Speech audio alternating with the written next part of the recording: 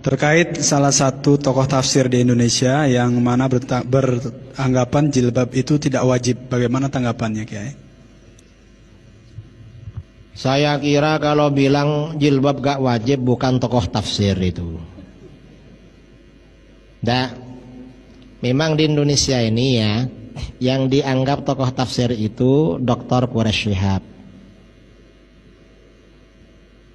Yang saya amati dari buku-buku beliau, Tafsir Al-Misbah itu sumbernya 3 kitab. Yang pertama Tafsir Al-Manar, tulisan Syekh Sayyid Rashid Ridha dari ceramah gurunya Muhammad Abduh. Di bagian awal saya perhatikan, kalau Rashid Ridha ini keliru, Dr. Quraish Shihab keliru juga. Mengapa? Karena taklid pada Rashid Ridha. Saya perhatikan, itu sumber pertama. Sumber kedua, sumbernya Tafsir Al-Misbah itu Tafsir At-Tahrir wa Tanwir, karangan ulama Tunis Muhammad At-Tahir bin Ashur Al-Maliki. Itu yang kedua.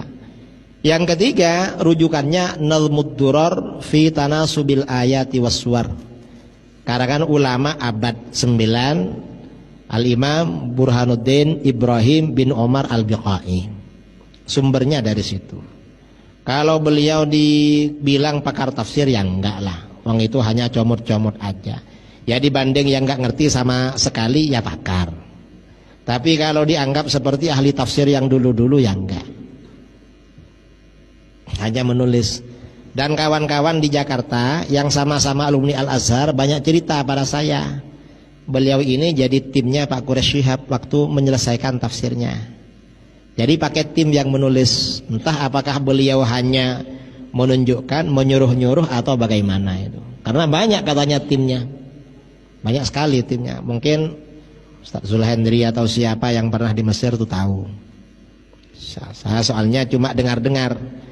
Timnya pernah ke rumah saya cerita itu. Kalau sampai mengatakan jilbab tidak wajib, ya itu kan ajaran Al-Quran itu. Menutup aurat itu kan ajaran Al-Quran. Dan memang beliau, keluarganya ya tidak berpegangan dengan syariah. Karena kalau masuk TV gak pakai kerudung, gak sesuai, memang gak sesuai. Artinya ya anak-anaknya tidak taat pada ajaran agama. Dan Pak Quraish Shihab ini lama-lama terpengaruh dengan Syiah. Akhirnya membela Syiah, menulis buku berjudul Sunnah Syiah Bergandengan Tangan. Akhirnya dibantah oleh kawan-kawan saya di Pondok Pesantren Sitogiri dengan buku berjudul Sunnah Syiah Mungkinkah Bergandengan Tangan. Nang condong pada Syiah. Dan keluarga Quraish Shihab ini banyak condong ke Syiah. Mengapa condong ke Syiah? Ya mungkin dikasih fulus sama Syiah. Karena Syiah ini banyak uangnya. Saya setelah dialog dengan Syiahnya kalah, saya sering ditelepon diajak ke Iran.